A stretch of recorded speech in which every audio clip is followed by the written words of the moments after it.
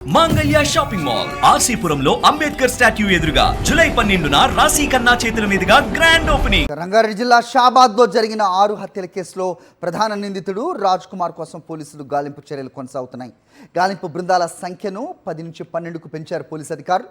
అయినప్పటికీ నిందితుడి జాడ ఇంకా తెలియరాలేదు. అయితే 6గురి హత్య తర్వాత రాజ్ కుమార్ ఆత్మహత్యకు సిద్ధమైనట్టు తెలుస్తోంది. పట్టాలపై నిలబడి రైలు రాగానే మనసు మార్చుకుని పరారైనట్టు పోలీసులు దర్యాప్తులో తేలింది. 6 హత్యలు పక్కా పథకంతో చేసినవని పోలీసులు గుర్తించారు. రాజ్ కుమార్ 4 ఫోన్లలో 16 సిమ్ కార్డులు ఉపయోగిస్తున్నట్టుగా ఆధారాలతో సహా తేల్చారు. నిందితుడి కోసం గాలింపును ముమ్మరం చేశారు. రైట్, ఇదే అంశంపై అప్డేట్స్ మా కరెస్పాండెంట్ విక్రమ్ అడిగి తెలుసుకుందాం. విక్రమ్, చెప్పండి. సో దర్యాప్తు బృందాలు అయితే 12కు పెంచారని చెప్తున్నారు గాలింపు చర్యల్లో. బట్ ఇంతవరకు జాడైతే తెలియరాలేదు. అయితే సూసైడ్ అటెంప్ట్ కూడా రాజ్ కుమార్ చేసినట్టుగా పక్కా ఆధారాలు ఉన్నాయని పోలీసులు చెప్తున్నారు. సో ఏం జరుగుతోంది, అప్డేట్ చెప్పండి.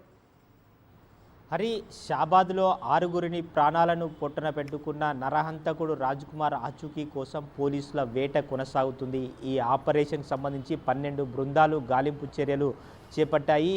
నరహంతకుడు రాజ్ కుమార్ ఎక్కడ ఆచూకీ అన్న దానిపై ఇంకా సందిగ్ధత కొనసాగుతుంది. హత్యలు జరిగి 55 గంటలు గడుస్తుంది. ఇప్పటి వరకు రాజ్ కుమార్ ఆచూకీ మాత్రం తెలియరాలేదు.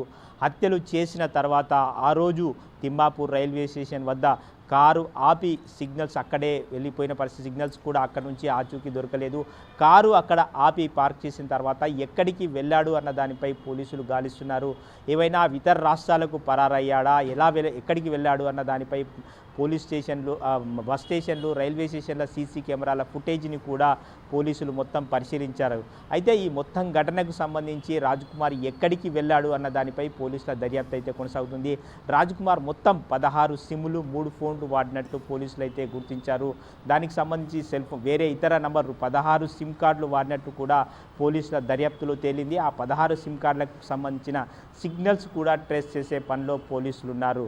మొత్తంగా రాజ్ కుమార్కు సంబంధించి ఎక్కడ ఉన్నాడు అన్న దానిపై పోలీసుల ఆపరేషన్ అయితే కొనసాగుతుంది. అయితే ఈ హత్యలు చేసిన తర్వాత తాను కూడా చనిపోతున్నట్లు తల్లిదండ్రులకు ఫోన్ చేసి చెప్పారు.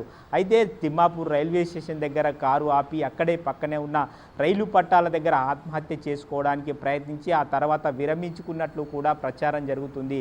అయితే పోలీసులకు సంబంధించి పోలీసుల విచారణ అయితే కొనసాగుతుంది. రాజ్ కుమార్ అక్కడ కారు పార్క్ చేసిన తర్వాత ఎటువైపు వెళ్ళారు అన్న దానిపై వేరే ఇతర రాష్ట్రాలకు ఏమైనా వెళ్ళాడా, గతంలో ఎప్పటికీ తరచుగా గోవా వెళ్ళే రాజ్ కుమార్కు సంబంధించి గోవా వెళ్ళాడా, ఇతర రాష్ట్రాలకు ఎక్కడికి వెళ్ళాడు, అతని ఫ్రెండ్స్ను కూడా పూర్తిగా విచారిస్తున్నారు. ఫ్రెండ్స్కి సంబంధించిన వివరాలను కూడా పూర్తిగా సేకరించడం జరిగింది.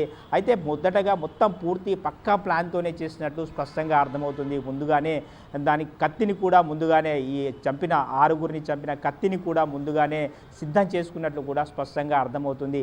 అయితే ప్రీ ప్లాన్డ్గా తన సొంత కారును వాడకుండా షాద్నగర్లో ఉన్న అద్దె కారును తీసుకొని వచ్చి ఈ హత్య చేసినట్లు స్పష్టంగా అర్థమవుతుంది. అయితే ఈ హత్యకు వినియోగించిన దానికి సంబంధించిన మారణాయుధాలు కత్తి, అదేవిధంగా మనం చూసుకోవచ్చు కారును కూడా పోలీసులు స్వాధీనం చేసుకోవడం జరిగింది. ఇంతకీ రాజ్ కుమార్ జాడ కోసం అయితే పోలీసులు గాలింపు చర్యలు చేపట్టారు. 12 బృందాలు ఇతర రాష్ట్రాల్లో కూడా పర్యటించి అతని కోసం గాలింపు చర్యలు అయితే చేపట్టాయి. హరి, ఓకే విక్రమ్. మరిన్ని అప్డేట్స్ కోసం ఛానల్ను సబ్స్క్రైబ్ చేయండి.